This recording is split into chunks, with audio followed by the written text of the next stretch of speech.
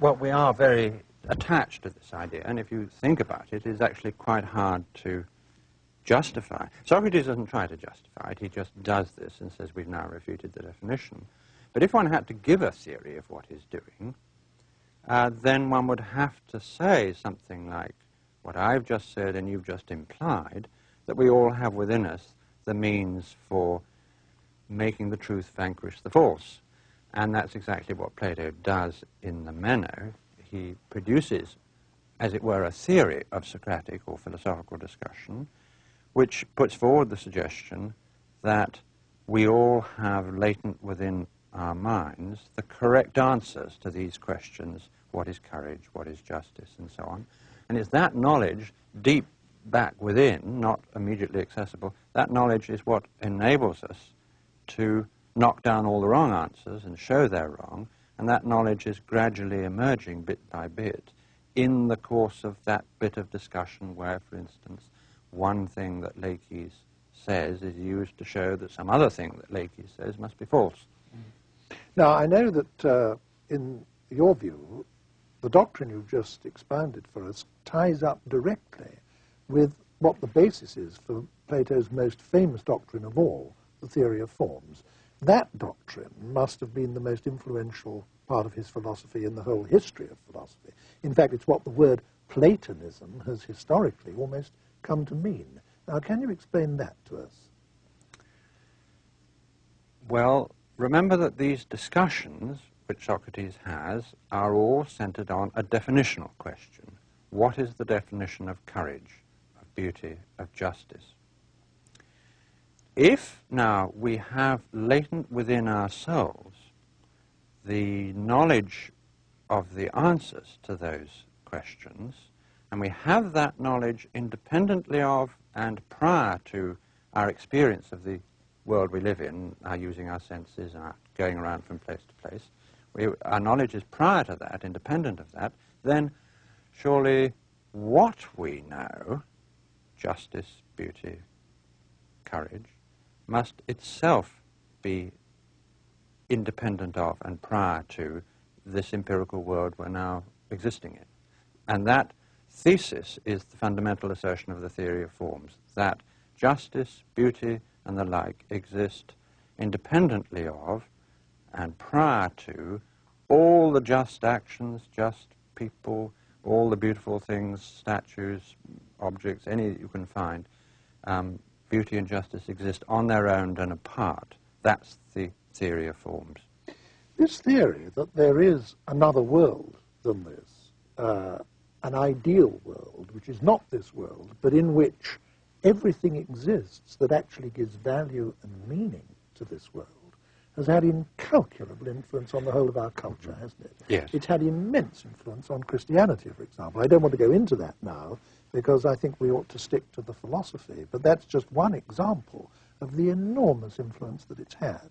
Yes. Yes.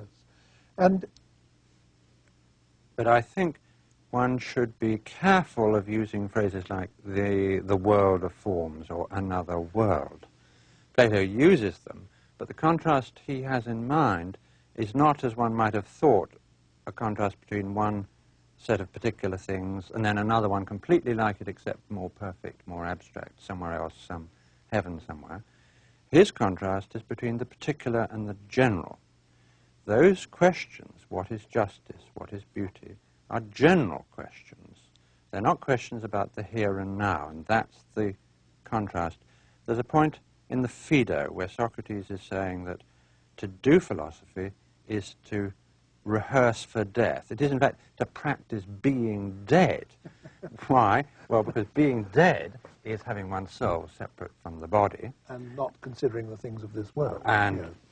In doing philosophy, you are, so far as you can, separating the soul from the body, because you're not thinking about the here and now. If you're asking what's justice, anywhere, anytime, justice in itself, you're not asking who did me wrong now, yesterday. If you're asking what's beauty, you're not asking who is the most beautiful person in this room. And if you're not thinking about the here and now, then, in the sense Plato's interested in, you're not here and now. You are where your mind is, not because you're in some other particular place, but a better one, but because you're not in that in place in that sense at all. You're immersed in generalities. So it's all right to use the phrase the world of forms, subject to the qualification that that means the realm of invariable generalities. Yeah, so the word world here is actually misleading. We mustn't think of it as a place where certain spiritual things subsist. Right. Yes, yes.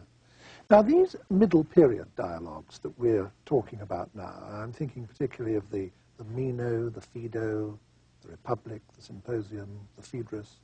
These were written by Plato when he was absolutely at the height of his powers, weren't they? And I think this is actually a good point for us to pause for a moment and think of their literary and aesthetic qualities.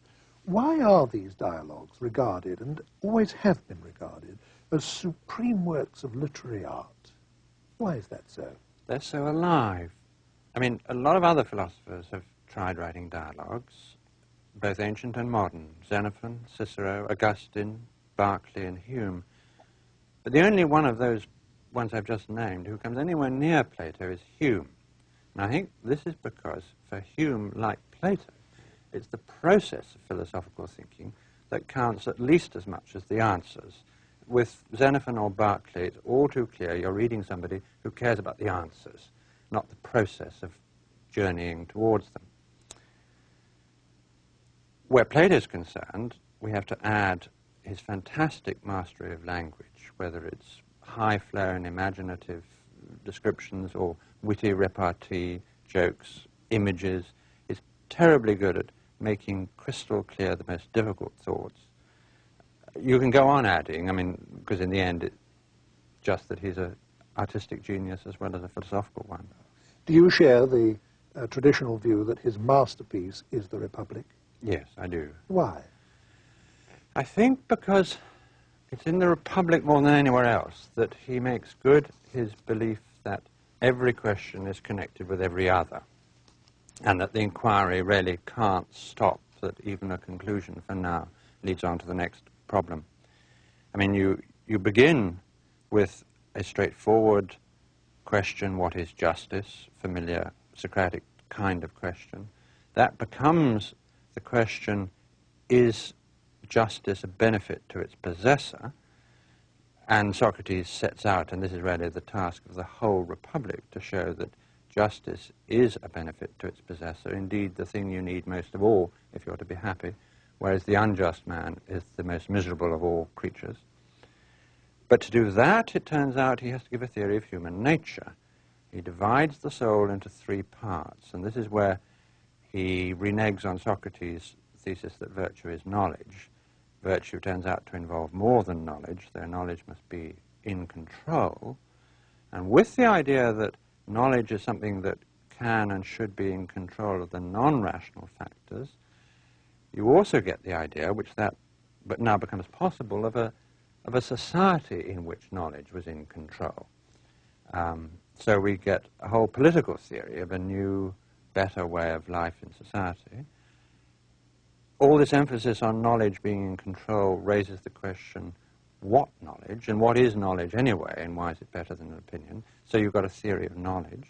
The question, what knowledge the philosophers need in order to rule the rest of us, becomes an inquiry into the sciences. There's a lot about mathematics, a whole vision of understanding the world as it is that we live in is produced in order to support the claim that this understanding of the world as it is what should be in charge of ourselves, both individually and in society.